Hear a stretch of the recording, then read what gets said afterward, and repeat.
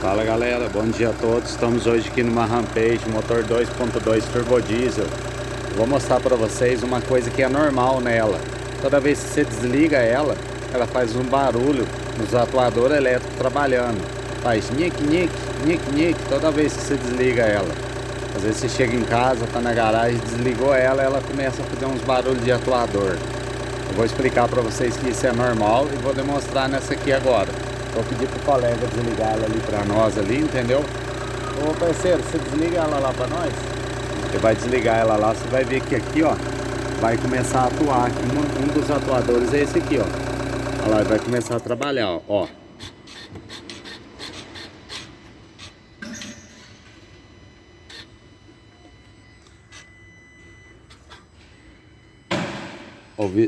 Ouviram esses barulhos? Esses barulhos é totalmente normal, viu galera? Esse aqui, ó, são os atuadores da EGR que tem aqui.